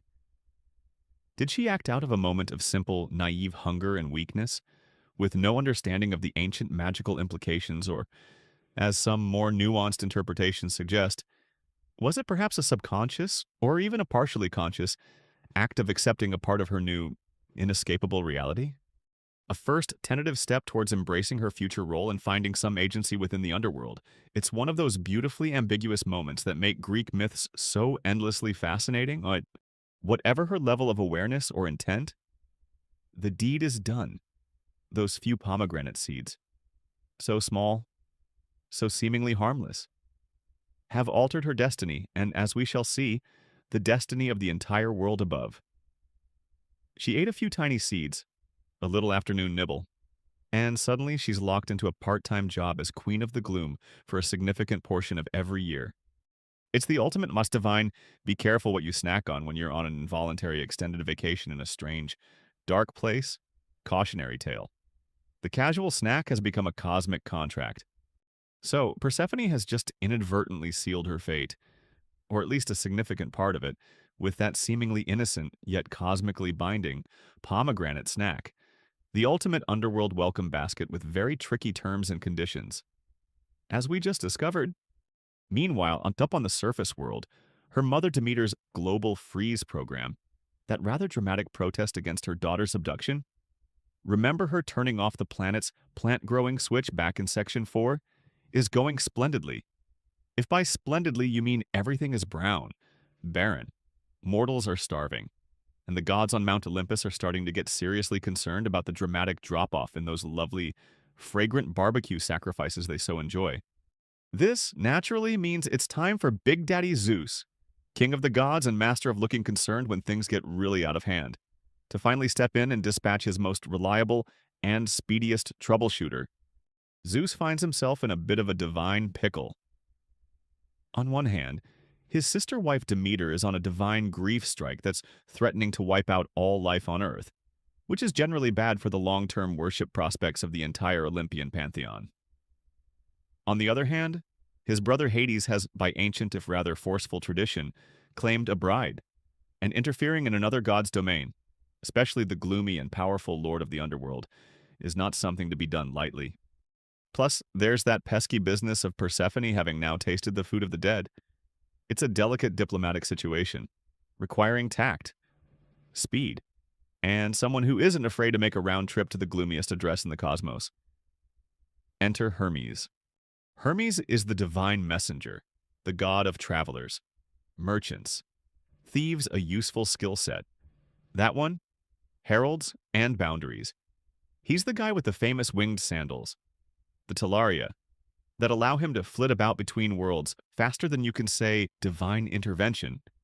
He also sports a winged cap, the Petassos, and carries his herald staff, the Karakion or Caduceus, often depicted as a staff entwined with two serpents. He's quick-witted, persuasive, and, crucially for this particular errand, one of the very few deities who can travel freely between the world of the living, Mount Olympus, and the depths of the underworld without too much fuss. Hermes, the original multitasking god, delivering top-priority messages, guiding newly deceased souls to their final destination, dabbling in a bit of light-hearted trickery, and now add divine hostage negotiator to his already impressive resume. His winged sandals must have racked up some serious frequent flyer miles on the Olympus Underworld Express route. So, Zeus summons Hermes and lays out the mission. The instructions, at least initially, might seem fairly straightforward. Go down to Erebus, my dear Hermes. Have a word with my brother Hades. Use your famous silver tongue and persuade him, for the good of all of us. And to stop Demeter from turning the earth into a permanent popsicle. To allow lovely Persephone to come back up into the light. so her mother might see her and finally relent from her terrible anger. Yet Zeus probably emphasizes the urgency, the dwindling sacrifices, the general inconvenience of a world without plants. Hermes, ever the efficient messenger. A mainstream historical fact is his role as Angelus, the primary go-between for the gods, crucial in resolving countless mythical disputes. Doesn't delay. He straps on his winged sandals, grabs his karakion, and off he zips. You can imagine his journey a swift descent from the bright, though currently barren upper world. Down, down, down, through shadowy paths and past gloomy landmarks, until he arrives at the imposing, dark gates of Hades' realm. A quirky tidbit to consider is that Hermes was also known as the Psychopompos, the guide of souls to the underworld. So, while this trip is to fetch a mostly living goddess, he's intimately familiar with the route. The gatekeepers like Quarren and Cerberus, and the general, less than cheerful ambiance of the place. He probably doesn't even need GPS for this run. He arrives at the palace of Hades and finds the Lord of the Dead within, seated on his imposing throne, with Persephone beside him, still looking utterly wretched, probably listless and pale from her long stay in the gloom and her refusal to eat well. Mostly refuse. Hermes, ever the diplomat, delivers Zeus's message with all due formality and persuasiveness. He explains the dire situation on Earth, Demeter's unyielding wrath, the suffering of mortals, and the Olympian consensus that something really needs to be done. You can imagine Persephone's reaction. For the first time since her abduction, a tiny, fragile flicker of hope might ignite within her. A messenger from Olympus. From her father, news from the world above. Could this be her chance to escape this shadowy prison and return to her mother in the sunlight? She probably listens with desperate intensity. Hades, for his part, listens to Hermes' arguments. He's no fool. He knows that when Zeus makes a strong suggestion, backed by the threat of a perpetually barren earth and an enraged Demeter, it's wise to pay attention. He might be king of the underworld, but Zeus is king of everything else, and cosmic harmony and the flow of souls into his realm, which would eventually cease if all mortals died out, is important. He might be reluctant. He might grumble about the injustice of it all, but he can see the bigger picture. However, this is where the instructions get complicated. Just as Hades is perhaps about to reluctantly agree, or as Hermes is making his final, most persuasive point, the issue of that little pomegranate snack comes to light. Hades, with a certain grim satisfaction, or perhaps even a touch of regret if you're feeling charitable towards him, reveals that Persephone has, in fact, partaken of the food of the underworld. Ah, Hermes, my swift-footed nephew. He might say, a slight, almost imperceptible smirk playing on his lips. There's just one small, seed-sized complication to your otherwise excellent proposal. It seems my dear queen developed a slight peckishness. And you can just imagine Hermes letting out a divine sigh, his winged cap drooping slightly. Oh, for the love of Tartarus and all its torments. There's always a catch, isn't there? Mythologists continue to analyze the intricate power dynamics at play in this divine negotiation. They debate how much Zeus's final decision, which we'll get to, was influenced by genuine compassion for the suffering of humanity and the grief of his sister Demeter, versus a more pragmatic need to maintain cosmic order and ensure the continued flow of those all-important sacrifices from mortals. Or even if it was, in part, a subtle reassertion of his ultimate authority over his powerful, but still junior, brother Hades. For now, Hermes has delivered the initial message. The possibility of Persephone's return has been broached, but the pomegranate looms large, a tiny crimson obstacle with massive implications. The simple mission of bring her home has just become a far more complex negotiation, one that will require all of Hermes' diplomatic skill and Zeus's ultimate authority to resolve. The fate of Persephone, and indeed the fate of the world's seasons, hangs in the balance, all because of a few tempting seeds. So, Hermes, our divine delivery guy and now rather stressed cosmic negotiator, has just discovered that pomegranate-sized wrench in Zeus's otherwise straightforward bring Persephone home. Please before Mom freezes the planet plan, as we saw in the last section. That little subterranean snack Persephone had has made things exceptionally complicated. It's no longer a simple case of Hades needing to let my daughter go. It's now a full-blown celestial custody battle, with the fate of global agriculture, not to mention Olympian dinner invitations, hanging precariously in the balance. Cue the divine lawyers, or at least some very tense, high-stakes Olympian-level discussions. You can just imagine the atmosphere. Up on Mount Olympus, or perhaps via Hermes zipping back and forth with increasingly frazzled wing flaps. The negotiations are in full swing. Zeus, king of the gods, is trying to mediate, probably rubbing his temples and wishing he'd just stuck to thunderbolts. Demeter, still down on Earth, probably in her disguised doso form, is unyielding. She wants her daughter back. Full stop. No compromises, or the Earth remains an icy, barren wasteland, and no one gets any more nice sacrificial wheat cakes. Her divine grief has turned into a powerful bargaining chip. Hades, down in his gloomy kingdom, now has a legitimate, if rather sneakily obtained, claim on Persephone due to that ancient law about eating the food of the dead.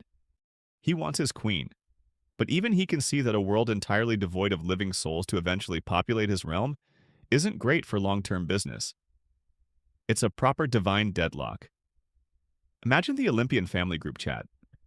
Zeus trying to keep things civil. Demeter probably on permanent mute but still radiating icy disapproval and threatening further blizzards. Hades perhaps with a stoic king of the underworld profile picture, steadfastly refusing to budge. Hermes is just desperately trying to make sure his winged sandals don't get singed in the ensuing divine crossfire. Eventually, after much toing and froing, after threats and counter-threats, and perhaps some truly epic celestial sulking from Demeter, a compromise is hammered out, brokered by the ever-patient or increasingly exasperated Zeus. The solution hinges on those fateful pomegranate seeds. The ancient law cannot be entirely ignored. Since Persephone partook of the fruit of the underworld, she is bound to it. However, given the, shall we say, extenuating circumstances of her arrival there, being dramatically kidnapped, and the rather pressing issue of the entire planet being on the verge of becoming a permanent ice cube, a special arrangement is made. The deal is this: Persephone will spend a portion of each year in the underworld with Hades as his queen. The exact duration often varies in different ancient sources. A mainstream historical fact is that common accounts specify she ate 3, 4, or sometimes 6 or 7 seeds, which then corresponded to the number of months she had to remain below. If it was 3 or 4 seeds out of a typical pomegranate's many, it might mean a third of the year. If it was 6, it would be half the year. For the remaining portion of the year, she is free to return to the world above, to live with her mother Demeter, and bring springtime and fertility back to the land. So they essentially reach a divine timeshare agreement for Persephone, but with more profound consequences than arguing over who gets the good holiday weeks. She's to be a part-time queen of the underworld, a commuter between life and death. Now, there's often a little subplot here involving a character named Ascalaphus. A quirky and rather unfortunate tidbit in some versions of the myth is that Ascalaphus, an underworld spirit, or perhaps one of Hades' gardeners, was the one who actually saw Persephone eat the pomegranate seeds and, like a meddling telltale, reported it to Hades, or perhaps even directly to the other gods when they were trying to negotiate her full release. Demeter, in her fury at this inconvenient truth-teller, promptly punished him by turning him into a screech owl, or by burying him under a massive rock. Lesson learned: never be the bearer of news that a powerful, grieving goddess really doesn't want to hear. HR in the underworld, and indeed on Olympus, could be remarkably harsh, with very little in the way of formal grievance procedures. So, how does Persephone herself react to this complex, cosmic custody arrangement? You can imagine her feelings are a whirlwind of emotions. There must be immense relief, a breathtaking, heart-stopping joy at the thought of returning to the sunlight, to the flowers, to her beloved mother. After so long in the oppressive gloom, the promise of escape, even a partial one, must feel like a miracle. But this joy is inevitably tinged with sorrow and perhaps a new kind of dread. She is not entirely free. She must return, year after year, to this shadowy kingdom, to this stern god who is now her husband. Her carefree days as core, the simple maiden, are well and truly over. She is now bound to two worlds, two vastly different existences. Hades, for his part, has to make a concession. He doesn't get to keep his queen with him always, but he doesn't lose her entirely either. He secures her presence for a part of the year, his claim legitimized by those pomegranate seeds. Perhaps he sees it as a victory of sorts, or at least the best deal he was going to get given Demeter's planet-halting tantrum. Demeter, too, must compromise. She gets her daughter back. The light will return to her eyes and to the world, but not for the whole year. She must endure Persephone's annual absence, a yearly reminder of her daughter's connection to the realm of the dead. The precise legalistic or magical basis for this pomegranate-binding rule is a subject of ongoing scholarly discussion. Some see it as an ancient taboo, a deep-seated belief about the profound act of consuming the sustenance of another realm, especially the realm of the departed, thereby creating an unbreakable link. Others interpret its significance more symbolically, tying the pomegranate to concepts of fertility due to its many seeds, the consummation of marriage, however involuntary, or as representing Persephone's inevitable and intrinsic connection to the chthonic, or underworld, aspects of divinity, a destiny she couldn't escape even if she hadn't snacked. Whatever the deep meaning, the deal is struck. Oaths are likely sworn on the inviolable river Styx to ensure all parties adhere to the terms. The fate of Persephone is decided, and with it, the rhythm of the world above. Her casual vacation in the underworld is about to transition into a rather more structured, if still somewhat unconventional, regular commute. She's got her part-time gig, her shared custody arrangement, and the world gets to have seasons again. All thanks to some divine bickering, a very determined mother, and a few pesky pomegranate seeds. So, the cosmic timeshare agreement is signed, sealed, and probably notarized by Hermes himself with his official Karakion staff. As we established in the last section, Persephone now has a rather unique annual schedule, a divine work-life balance that involves commuting between two vastly different realms, part-time goddess of springtime sunshine and frolicking lambs, and part-time queen of all things gloomy, subterranean, and generally deceased. One wonders how she listed that on her Olympian resume. Skills include flower arranging, light reaping seasonal, and co-management of vast, shadowy kingdom. References available from mother slightly overbearing and husband surprisingly accommodating. Considering? But what actually happens during her months downstairs? How does our former flower child adapt to her reign in the land of no sunshine? When Persephone descends each year into Hades' realm, she is no longer just core, the frightened maiden abducted from the meadow. She takes her place, however reluctantly at first, as Persephone, queen of the underworld. Respected consort of Hades? This isn't just an empty title, it carries weight, authority, and a certain undeniable, if somber, majesty. The very air in the underworld might shift subtly with her presence. The whispering shades might fall a little quieter, or perhaps even bow their insubstantial heads as she passes. Her relationship with Hades, the architect of her dramatic life change, likely evolves from those early days of terror and awkward one-sided courtship. Over the recurring cycles of her stay, perhaps a more complex understanding, even a form of companionship, develops. He is, after all, her husband, and this is her other home, her other kingdom. Some interpretations suggest that while it was never a marriage born of romantic love in the mortal sense, a kind of mutual respect, or even a quiet, understated affection might have grown between them. He, the solitary ruler, now has a queen who understands his domain, who shares his throne. She, far from her sunny world, might find in his steadfast if gloomy presence a certain predictability and power that is entirely different from the vibrant but sometimes fickle world above. Maybe Persephone did manage to brighten up Hades' palace a tiny bit, in her own way. Darling Hades, have you considered perhaps a slightly less oppressive shade of black? For the main hall, perhaps a very, very dark charcoal gray? And maybe we could get some of those bioluminescent fungi for the West Wing. Just a thought. As queen, Persephone would have her own roles and responsibilities, though these are often less explicitly detailed in the myths than Hades' own. She would certainly sit beside him on her own throne, a figure of regal dignity. Perhaps she receives the newly arrived souls alongside him, her presence offering a different kind of divine face to greet them, one that still carries a memory of sunlight and life, a stark contrast to her husband's inherent gloom. She might have some say in the affairs of his kingdom, her perspective as a former inhabitant of the upper world perhaps influencing certain judgments or decisions. Some scholars suggest that her connection to the Eleusinian mysteries, which promised initiates a better afterlife, might imply that she played a role in ensuring fairness or offering some form of comfort or guidance to certain deserving shades, particularly those, perhaps, who had been initiated into her rites. Her demeanor and appearance during her underworld reign would also transform.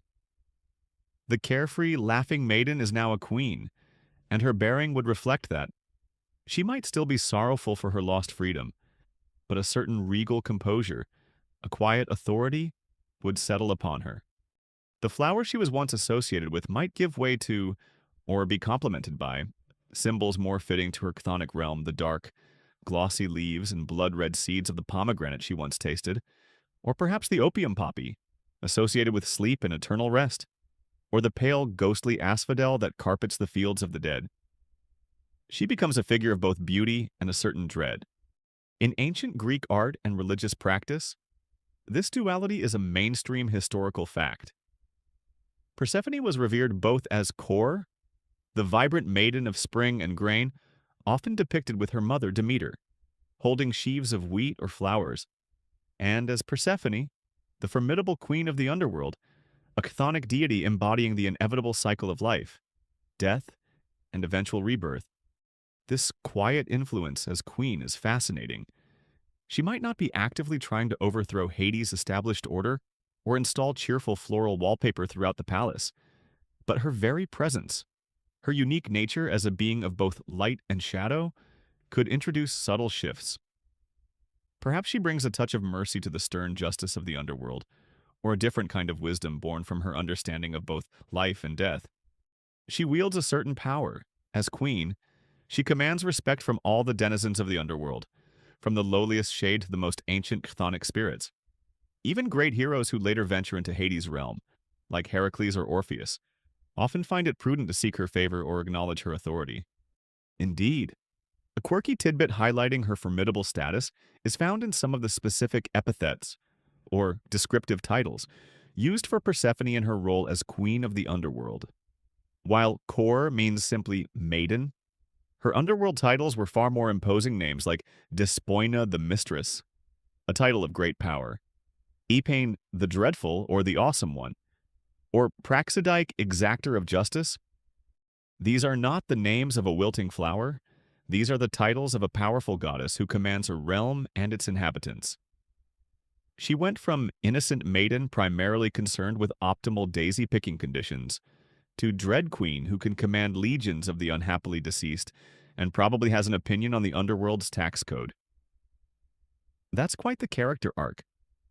Talk about a glow-up, or perhaps in her particular case, a rather significant and impressive gloom-up. The nature and extent of Persephone's actual power and agency as queen of the underworld is, naturally, a frequent topic of discussion and debate among scholars. Some interpretations view her as remaining largely a passive consort to Hades, her role primarily defined by her marriage and her tragic abduction. Others, however, argue that she developed into a significant and independent chthonic deity in her own right, wielding her own distinct authority, commanding her own cults, and embodying profound truths about the interconnectedness of life and death, growth and decay. So, as you picture Persephone on her dark throne during her annual stint downstairs, remember that she is no longer merely the abducted girl. She is a queen, a complex figure who has navigated an unimaginable transition. She has found a way to exist, and perhaps even to rule in a realm antithetical to her original nature. Her casual vacation has become a significant part of her divine identity, shaping her into a figure of immense power, sorrow, and a unique dual wisdom that bridges two worlds. So, Persephone has been diligently, if perhaps a little mournfully, fulfilling her queenly duties in the underworld, maybe even finding a grudging respect for the order of Hades' domain, or perhaps just getting really good at ignoring the endless, gentle moaning of the shades, as we imagined in the last section. But her employment contract with the Lord of the Dead, brokered by Zeus and heavily influenced by that fateful pomegranate clause, remember that deceptively innocent little snack, clearly stipulated part-time basis only. And now, after months spent in the dim, eternal twilight of the subterranean realms, after countless silent dinners with her gloomy husband, the cosmic alarm clock finally goes off. It's time for her annual up-top trip, her parole from the Palace of Gloom, her much-anticipated return to the world of sunlight, warmth, and, most importantly, her mother. You can imagine a shift in the usually static atmosphere of the underworld. Perhaps Hermes, with his winged sandals and ever-efficient messenger service, arrives once more, this time with a more cheerful directive from Zeus. Okay, Hades, old chap, time's up for this particular shift. Send the queen upstairs as per our agreement, before Demeter decides to invent a new ice age out of sheer impatience. Hades, bound by the divine accord, must let her go.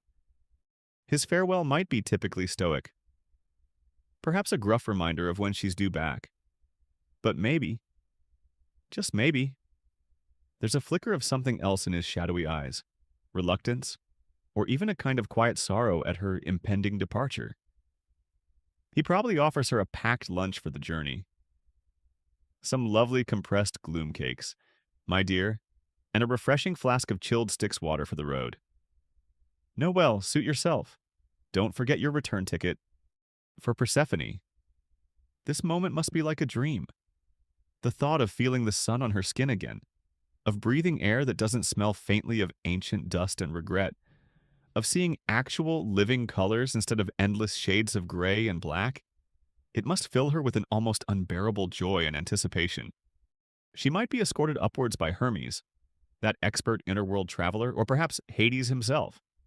In a final, formal gesture, conveys her in his dark chariot back to the threshold of the living world, to that same chasm, or another like it, from which she first descended.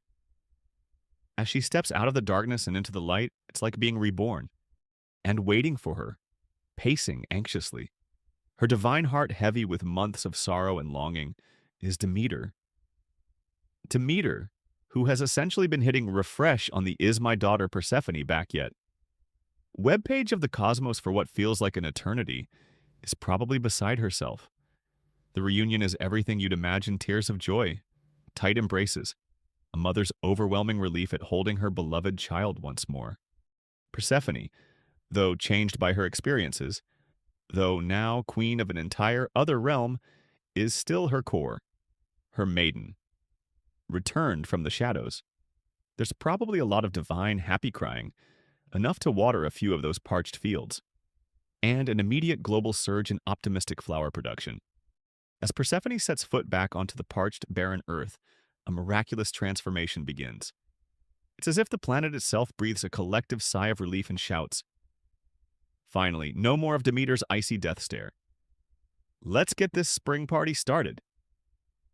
Where Demeter's grief had brought winter and famine, her joy at Persephone's return now unleashes a torrent of life. The snows melt, the frozen ground thaws, and a vibrant green blush spreads across the land. Tender shoots push their way through the soil. Buds on trees swell and burst into leaf. And flowers, oh, the flowers, explode in a riot of color, carpeting meadows that were, just moments before, brown and lifeless. Birds begin to sing their most cheerful tunes. Bees hum busily, and the air fills with the sweet scent of blossoms and damp. Fertile earth, rivers, once choked with ice, flow freely again. This, of course, is the very heart of the myth as an explanation for the changing seasons. A mainstream historical fact is that Persephone's annual return to the upper world, and the subsequent reawakening of nature, was the ancient Greeks' powerful etiological story for the arrival of spring and the fertile summer months. Her time spent in the underworld corresponded to the barrenness of winter or in some hotter Mediterranean climates, the dry, infertile summer. During her months in the world above, Persephone resumes her role alongside her mother. She is once again the maiden of spring, her presence bringing joy, light, and abundance. She wanders the meadows, perhaps with a newfound appreciation for their beauty, her laughter once again echoing through the sunlit groves. Life is good, the world is vibrant, but always in the back of her mind, and in Demeter's, is the knowledge that this joyful reunion is temporary. The terms of the agreement are binding. When her allotted time is up, she must return to the underworld, to her shadowy throne beside Hades. A quirky and rather lovely tidbit is that in many ancient Greek communities, particularly agricultural ones, this joy at Persephone's return and the Earth's reawakening was often celebrated with specific rituals, festivals, or women's rites, such as the Thesmophoria, which was more broadly for Demeter and Persephone, focusing on fertility. These might involve symbolic acts like the ritual planting of the first seeds, processions carrying flowers and torches to welcome the goddess of spring, or offerings made to ensure the continued fertility she brought with her. These celebrations underscored the deep connection between the myth and the agricultural realities of ancient life.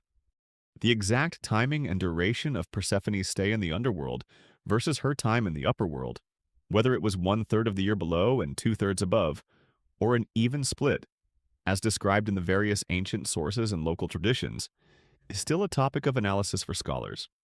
These variations might reflect regional differences in climate and agricultural cycles, or perhaps differing theological interpretations of the myth and the relative importance given to Persephone's chthonic versus her spring goddess aspects.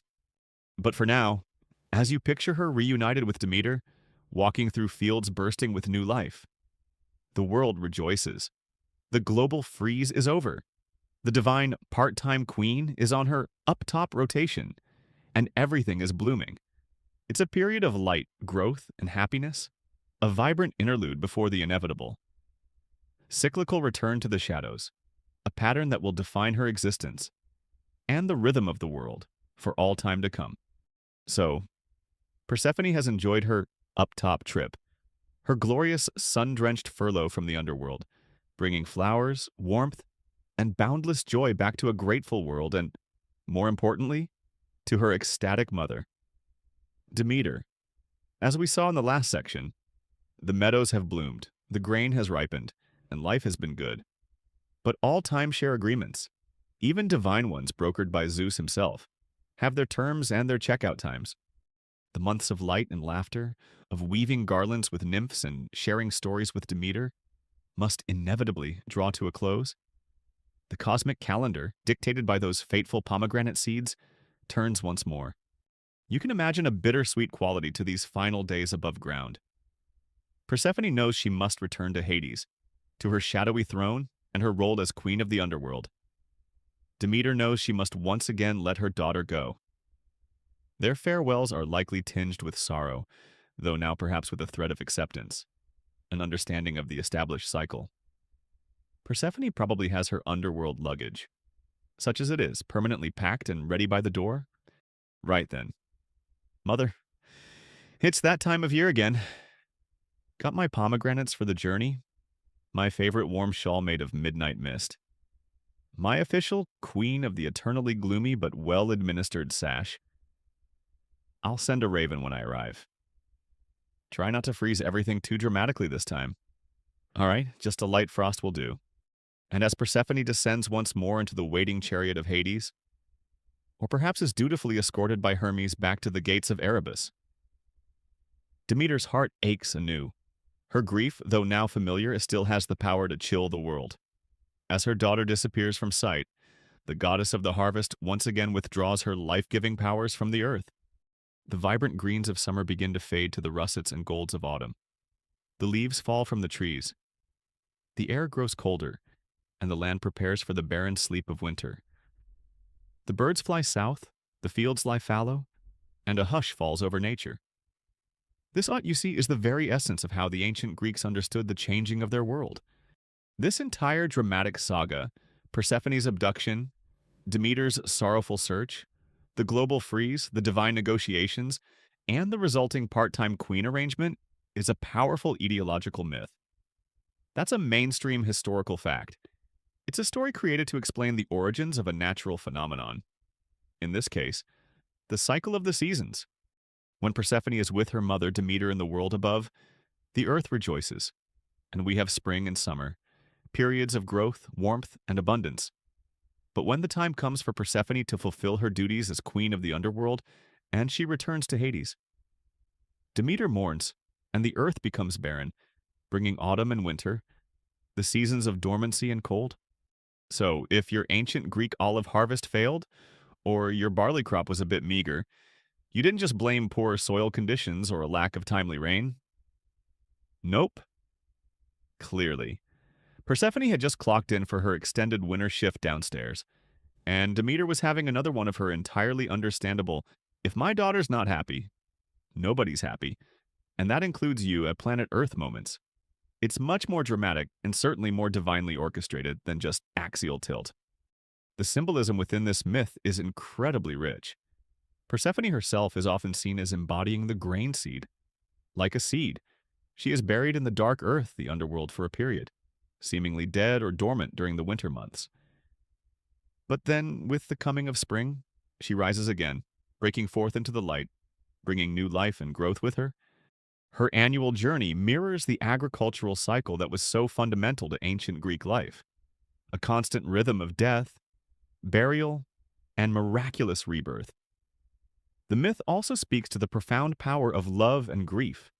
Demeter's love for her daughter is so immense it can literally change the world, and her grief so powerful it can halt life itself. This cyclical journey of descent and return, of loss and reunion, was also at the very heart of the Eleusinian mysteries, those ancient and highly secretive religious rites dedicated to Demeter and Persephone that we've touched upon. Initiates into the mysteries, by participating in rituals that likely reenacted or symbolized Persephone's story, were offered a deeper understanding of the great themes of life, death, and the hope of a blessed afterlife, identifying their own spiritual journey with that of the goddess who traveled through darkness and returned to the light. A quirky or fringe tidbit related to this cyclical understanding is that there were certain days or periods in the ancient Greek calendar, varying by local tradition, that were considered unlucky or inauspicious for specific activities like planting new crops, getting married, or starting important ventures. These times were often believed to coincide with Persephone's descent into the underworld, or when Demeter's grief was thought to be at its most potent, making the world less receptive to new beginnings or joyful celebrations. So you'd check your divine calendar carefully before planning any major life events. Anthropologists and scholars of religion continue to debate the precise origins and deepest layers of the Persephone myth.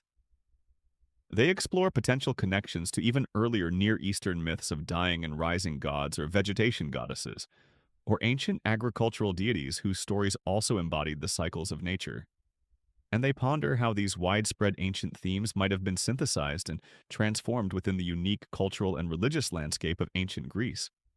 But, whatever its deepest roots, the story of Persephone's casual vacation that turned into a cosmic commute, her unexpected journey from carefree flower child to the formidable and dual-natured queen of both the underworld and the returning spring, resonated profoundly with the ancient Greeks.